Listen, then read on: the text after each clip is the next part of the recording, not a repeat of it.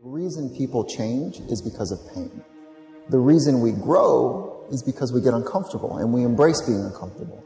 But being honest with the pain that we feel is usually the prime mover for people to do the work that is necessary. Average person, you and I have about 75,000 thoughts a day rattling around in this thing we call our brains and our minds. 75,000 of them. The crazy thing is 91% of those thoughts are identical to the previous day and are identical to the day before that and the day before that and the day before that. You're not a procrastinator. You have a habit of procrastinating. And so most people never take the time to analyze what they think about. The most successful people I know are the most self-aware, meaning they're aware of what they do and they're also aware of what they think. They're aware of how they're perceived. But people like to give themselves this excuse. I do not have the energy to do this. Whatever. If you decide that, that's true. But if you watch a motivational video, there's 100 of them on YouTube, thousands even. You go watch one, you'll get fired up. You're like, I'm going to jump some rope. You jump some rope, you do something. Just do some push-ups, do something, do some body weight squats. You'll feel better. Some of them maybe, but I think some of them just don't have discipline. There's an issue with that as well. There's also an issue with momentum. You're not used to doing it. It's not a part of your life. It's not something that you're accustomed to pushing yourself. There's been many days where I didn't want to work out. I just didn't feel like I had the energy, and I just forced myself. And I think there's very few people out there that know how to force themselves. And we wonder why our life seems to repeat itself over and over again. So really the difference in our life, if we have 75,000 thoughts a day, here's the crazy thing. 91% of them are exactly the same.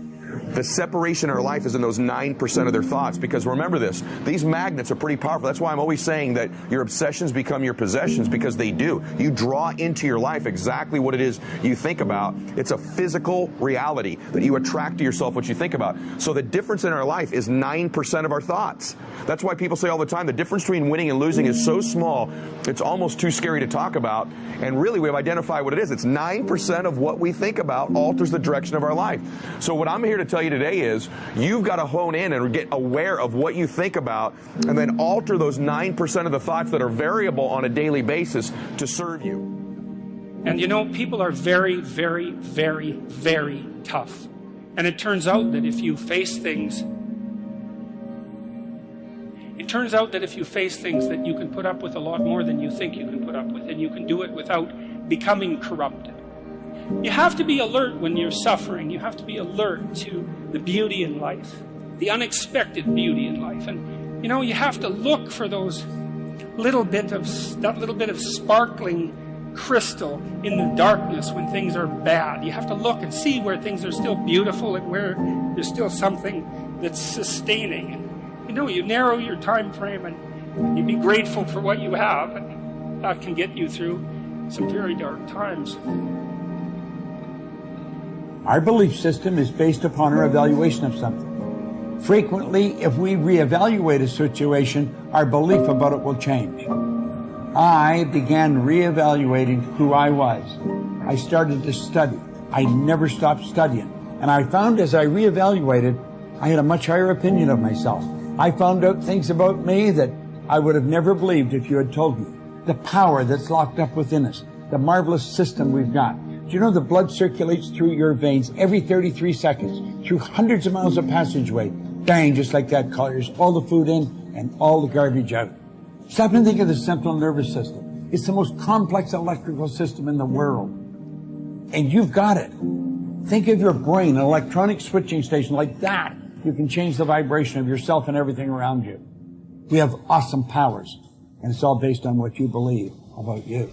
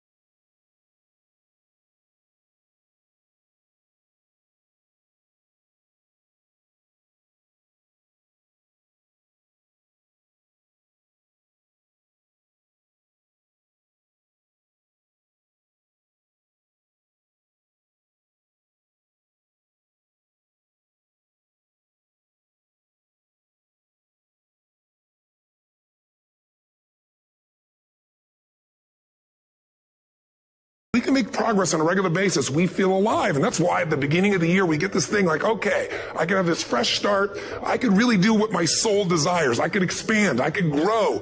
I can improve. I could change. Or maybe better than change, I could progress. See, think about that. Progress is an aliveness to it, doesn't it? You don't have to work at changing. People say all the time now, well, I'm working on changing. Don't worry about it.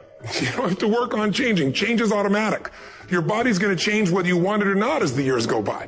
And no matter how hard you work, there's going to be some changes going on there. The economy is going to change no matter what you want it to do. The weather is going to change. Relationships are going to change. Everything in life is always changing. We don't have to work on change. Change is automatic, but progress is not. So if you want to make real progress, then you really got to look at your life in a different way. You got to say, I got to take control of this process and not just hope it's going to work out like people do who make a resolution.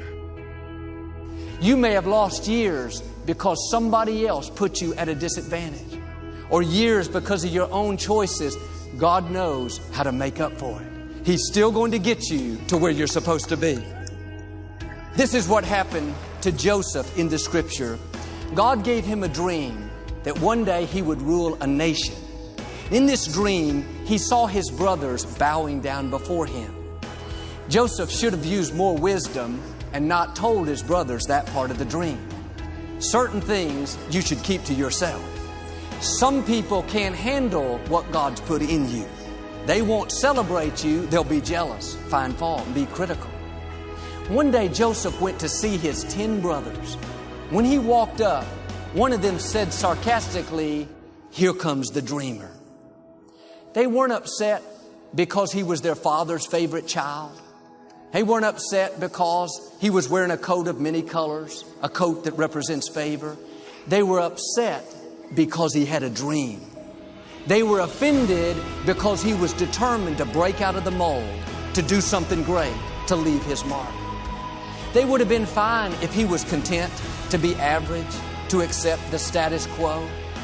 But when you stir up what God's put on the inside, believe that you have seeds of greatness, believe that you can overcome that illness, break the addiction, pay your house off, be blessed in spite of past mistakes, let me warn you, everybody will not celebrate you. When you have a dream, you're going to have some detractors. People will get jealous, try to make you look bad, try to talk you out of it. Say things like, "You really think you can get that promotion? You don't have the experience, the talent. I don't think so. You really think you're still going to get married? You've tried 3 times, hadn't happened yet. You're getting kind of old." Let that go in one ear and out the other. People don't determine your destiny. God does. You have to own your own happiness. Take it away from other people demanding that they make you happy. Your kids are not going to make you happy. Your spouse is not going to make you happy. A big house is not going to make you happy. Own your own happiness and be responsible for doing those things that bring joy into your own heart, independently of life and people and money and all of that stuff. Right. It doesn't necessarily give you a happiness. You have to take responsibility of that peace and that joy that lives inside of your heart and not inside of your stuff. That's what hope is. Imagining and then fighting for and then working for what did not seem possible before. That's leadership.